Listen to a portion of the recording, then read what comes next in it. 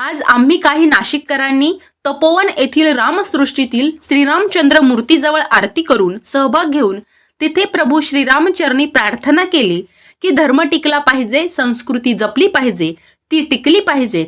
आगामी नाशिक सिंहस्थ कुंभमेळा हा मोठ्या उत्साहात, आनंदात, मोठ्या स्वरूपात साजरा झाला पाहिजे. यासाठी देशभरातून विविध आखाड्याचे साधू, संत, महंत, महाराज येणार आहेत. त्यांचे आम्ही नाशिककर स्वागतच करणार आहोत, त्यांची सेवा करणार आहोत.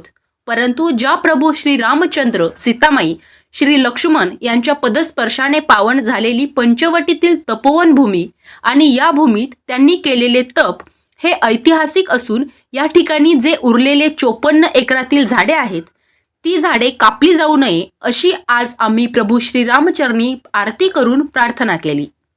कारण पुढच्या येणाऱ्या पिढीसाठी भविष्यात सूर्य चंद्र असेपर्यंत ज्या पद्धतीने प्रभू श्रीरामचंद्रांचे नाव राहणार, या ठिकाणी प्रभू श्रीरामचंद्रांची आरती चालू राहणार, त्याच पद्धतीने प्रभू श्रीरामचंद्रांच्या नावाने ओळखली जाणारी ही पंचवटी आणि तपोवन भूमी ही पुढच्या पिढीला अशीच माहिती राहिली पाहिजे.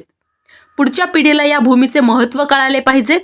म्हणून या धार्मिक महत्त्व असलेल्या तपोवनातील सरकारने एकही झाड कापू नये अशी आम्ही प्रार्थना केलेली आहे. जय श्रीराम. या प्रसंगी दत्तू बोडके, समाधान बागल, निवृत्ती धात्रक, स्वप्नील घिया, श्याम गोसावी, जगन काकडे, मुकेश गांगुर्डे, विशाल पाटील व इतर नाशिककर आणि श्रीराम भक्त उपस्थित होते.